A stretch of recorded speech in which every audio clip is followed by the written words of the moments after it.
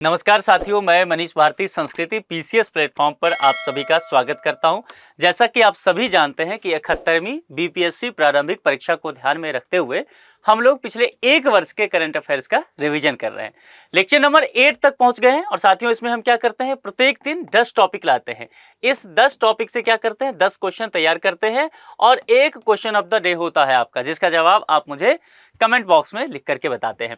बाकी इस 10 टॉपिक को भी आप क्या करना है, कमेंट बॉक्स में लिखते चलना है जैसे जैसे मैं आपको पढ़ाते चलूं। जैसे ये प्रश्न है आप पहले लिख करके यहाँ पर बताते चलिए। अब चलिए यहाँ पर सबसे पहले ये चलते हैं, मुख्यमंत्री जन आरोग्य योजना। देखिए वैसे तो मैं स्कीम पहले भी बता चुका हूँ कि अलग से आपको बताऊंगा, 5 स्टार लगाइए इसको, लेकिन जहां जहां योजना, स्कीम, प्रोग्राम, ये सारे चीजें आते रहेगा, सूची है ना, रिपोर्ट्स, तो इसको क्या करना है, अलग से A4 साइज का पेज लीजिए और उसको अलग से बनाते चलिए, है ना। आप लोग जो सिनॉप्सिस कहते हैं ऐसे ही बनता चलेगा। मुख्यमंत्री जन आरोग्य योजना के अंतर्गत सामान्य लाभार्थियों को इलाज के लिए कितनी राशि तक की सुविधा मिलेगी, और इस तरह के प्रश्न आते हैं हेल्थ वगैरह को लेकर के। चूंकि ये जो प्रश्न टाइप का होता है वह जनरल अवेयरनेस का होता है। अब यहां पर समझ लीजिए कुछ बातें।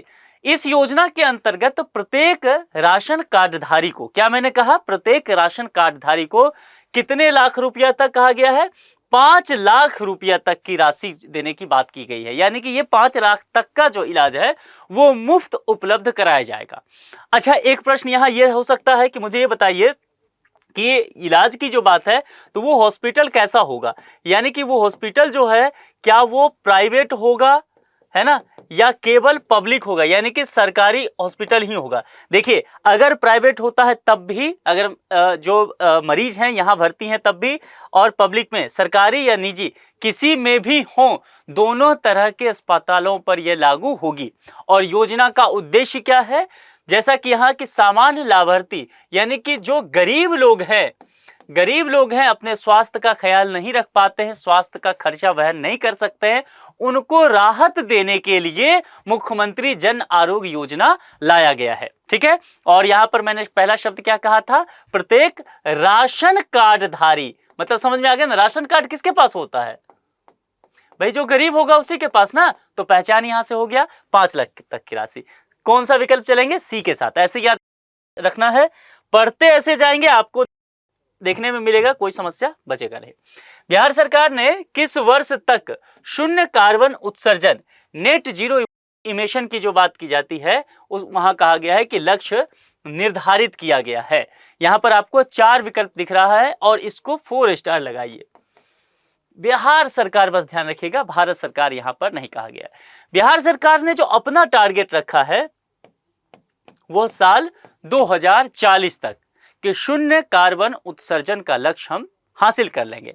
और भारत के अगर राष्ट्रीय लक्ष्य की बात किया जाए तो 2070, है ना, तो कुल मिलाकर के देखेंगे तो भारत सरकार ने 2070 तक कहा है ये, और ये बिहार का है। ये दोनों आपको ध्यान में रखना है। यानी कि बिहार सरकार जो है, बिहार सरकार भारत सरकार से 30 साल पहले ही शून्य कार्बन उत्सर्जन के लक्ष्य को हासिल करने का उद्देश्य रखती है।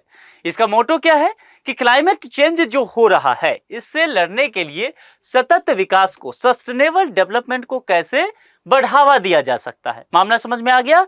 तो बताइए, बिहार से पूछा गया था, बिहार सरकार, बी विकल्प के साथ हम लोग चलेंगे।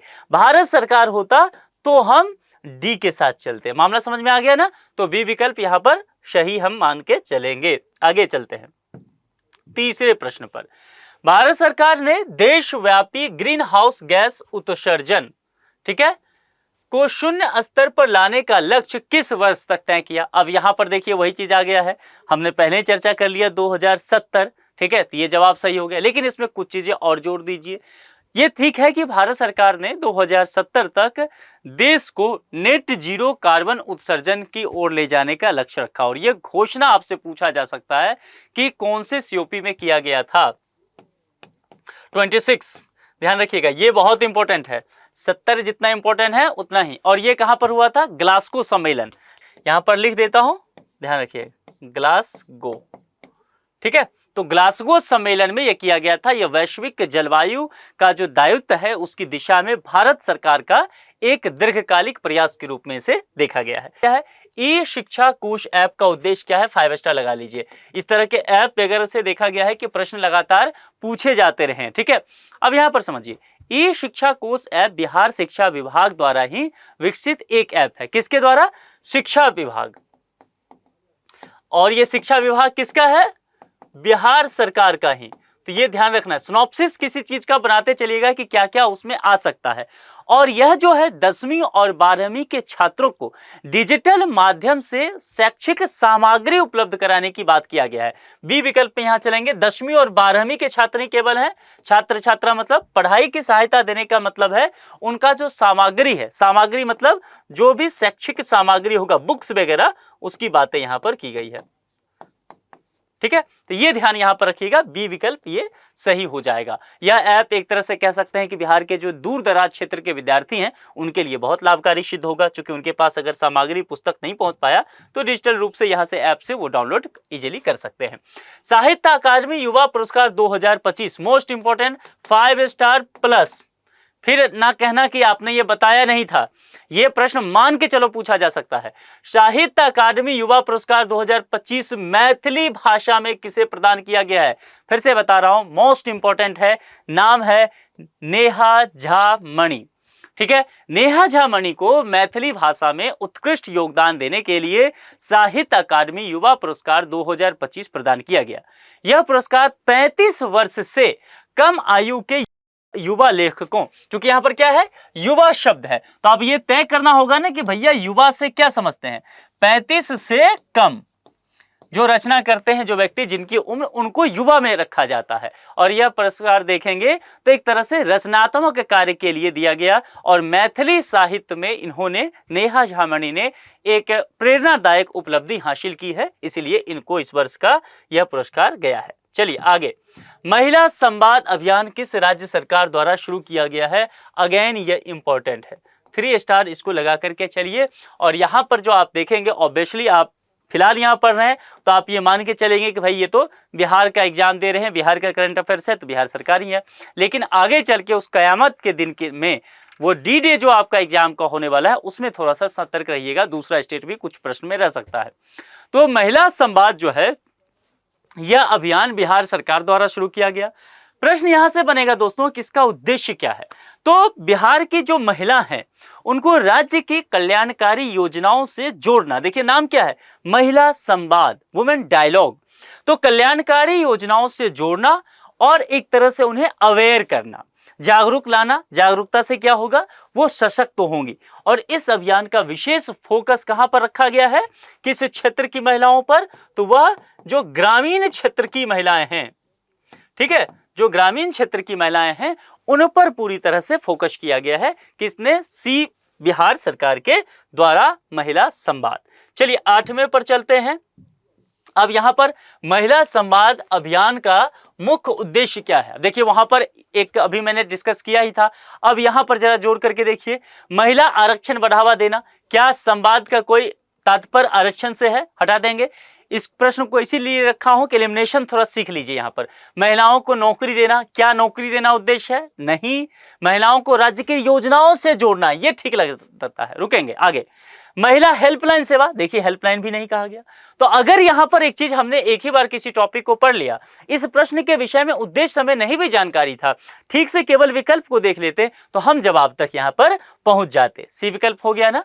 तो अब यहां से ही मान लीजिए कह देगा कि भाई अवेयर करने की बात आपने कहा है ना, योजनाओं से जोड़ने के लिए। अब योजनाओं से जोड़ने की बात है, अवेयर होगा तो कोई व्यक्ति सामाजिक तौर पर भी होगा, है ना, आर्थिक तौर पर हुई होगा, राजनीतिक तौर पर भी होगा।